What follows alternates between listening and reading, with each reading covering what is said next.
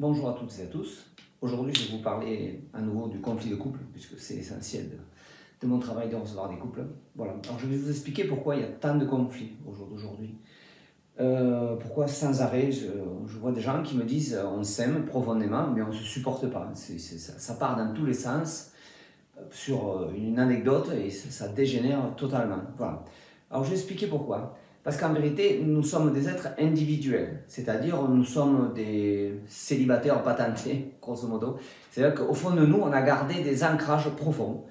Votre éducation vous a donné une vision de la vie à travers un schéma de pensée sur tel sujet, sur l'argent, sur le sexe, sur la famille, voilà, qui est ancré en vous et qui ne changera jamais. Parce que c'est vous, de la façon dont vous interprétez la vie, c'est unique, c'est gravé en vous. Certaines personnes vont dire de cette vidéo, elle est nulle, d'autres vont dire, elle est très bien, et ça, vous aurez beau essayer de les convaincre, jamais vous arriverez à les faire changer la vie. Jamais je ne changerai qui je suis, jamais vous ne changerez qui vous êtes.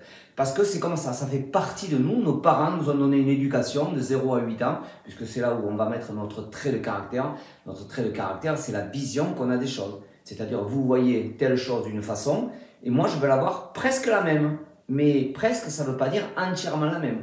C'est-à-dire qu'à partir de là, on va se disputer, vous et moi, sur un sujet où vous avez raison et où j'ai raison. Et c'est là que tous les couples essayent de déschématiser l'autre. Alors, vous n'allez pas vous voir y passer votre vie, hein, vous n'y arriverez jamais. Ça, il faut bien comprendre qu'un couple, ce sont deux personnes totalement différentes qui vont se mettre ensemble et qui vont essayer de fusionner. Alors là, nous, en psycho, on sait très bien que la fusion, c'est la prison. Parce que du moment que vous essayez de vous adapter à l'autre, vous ne vivez plus votre vie. Et à partir de là, vous allez vous enfermer dans une névrose ou dans une psychose, c'est-à-dire devenir un combattant. Et là, d'une façon ou d'une autre, le couple est voué à l'échec. Donc il faut bien comprendre qu'un couple, ce sont deux personnes. Ça, c'est vous. Et à côté, c'est votre compagnon de vie. Mais justement, la fusion, ce n'est pas d'englober les deux. C'est simplement, au maximum, vous devez avoir 30%, maximum 30% de traits en commun. Si vous avez plus, automatiquement, que vous le vouliez ou non, vous allez empiéter dans la vie de l'autre et lui demander pourquoi tu fais pas ci, pourquoi tu demandes pas ça, pourquoi tu t'es comporté comme ça avec les enfants, pourquoi avec l'argent c'est ci, voilà.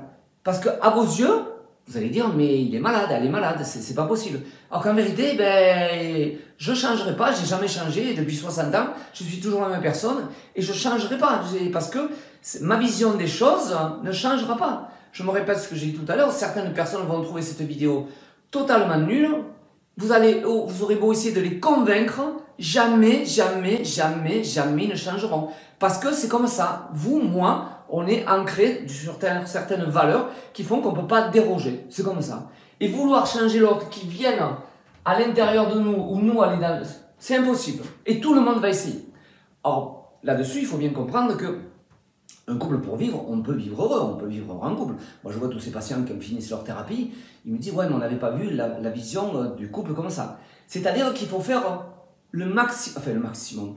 Il faut pas dépasser au-delà de 30% de choses à faire en commun. Si vous dépassez 30%, il y a davantage de valeur, de prépondérance à avoir des conflits. Si sur 10 choses que vous faites ensemble, alors je dis n'importe quoi, vous faites de la danse, vous vous occupez de la famille, enfin, vous faites 10 choses en chambre, il y en a déjà 7 de trop. Alors c'est fou ce que je dis, mais c'est la vérité. Essayez de devenir indépendant, comme font tous ces couples qui viennent ici.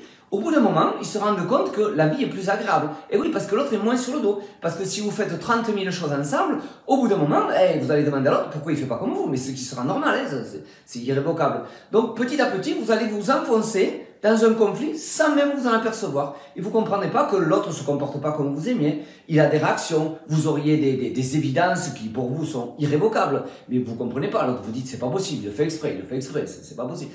Alors que non, malheureusement, voilà. J'en profite pour vous montrer aussi nos enfants. Nos enfants, il faut faire très attention que nos enfants ne font pas partie du couple. Le couple est ici, hein, le couple est ici, voilà. Nos enfants ne font pas partie du couple. Hein. Nos enfants sont à l'extérieur du couple. Ils font partie de vous et de votre partenaire. Ils ne viennent pas empiéter dans la vie du couple. Parce qu'on le voit au jour d'aujourd'hui, j'ai de plus en plus des enfants. Ce sont des vrais pervers narcissiques, on ne va pas se le cacher, c'est des enfants rois. Parce qu'ils sont rentrés dans le couple. Voilà. Donc ils mangent le couple.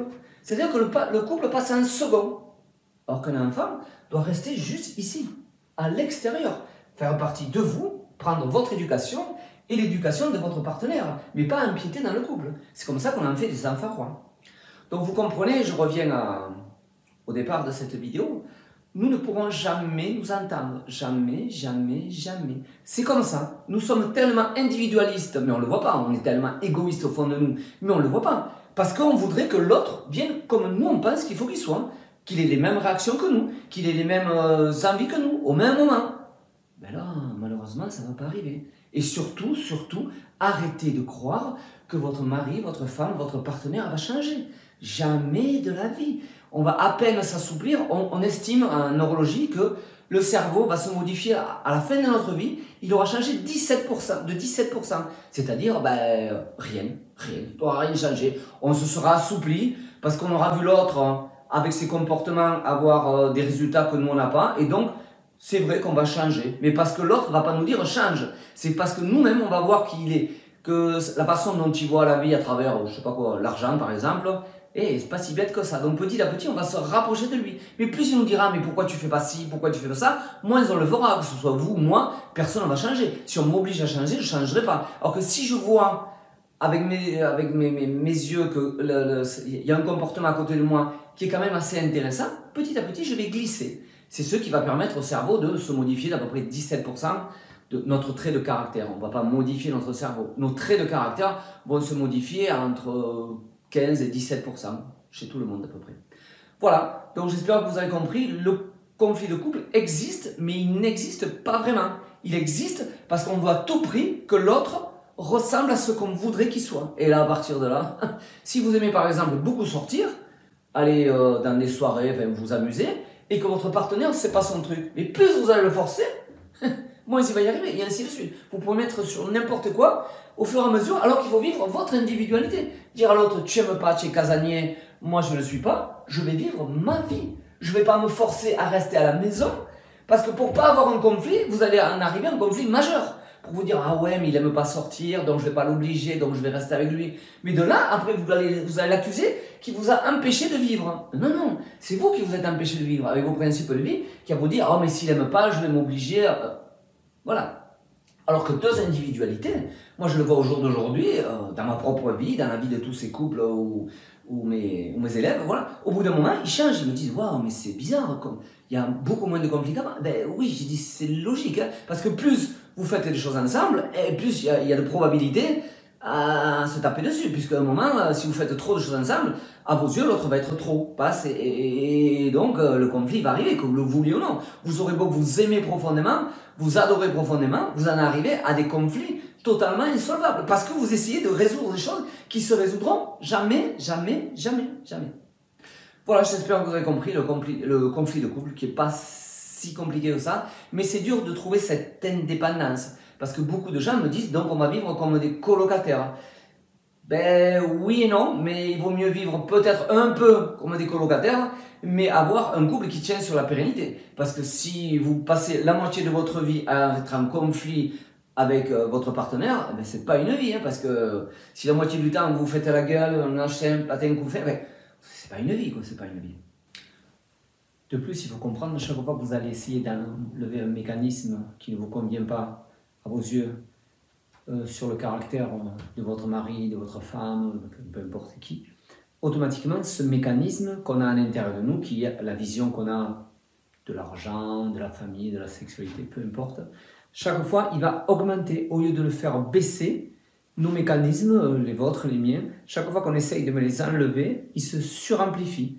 De peur de partir, puisqu'on n'a qu'un seul schéma de pensée qui a été gravé dans notre enfance, je me répète, automatiquement, ce mécanisme de peur de partir, notre cerveau va se mettre en protection. Notre ego va dire non, hors de question. Donc ce mécanisme va s'amplifier, s'amplifier, s'amplifier, s'amplifier. Ce mécanisme va se durcir. C'est comme ça qu'on arrive à fabriquer des pervers narcissiques, des psychotiques, des névrotiques. Un névrotique, à force de dire mais bouge-toi le cul, fais quelque chose, ben, automatiquement, ça fait l'effet inverse, comme un psychotique qui s'énerve sans arrêt. On lui dit mais calme-toi, calme-toi, calme-toi, et ça fait l'effet contraire. Voilà.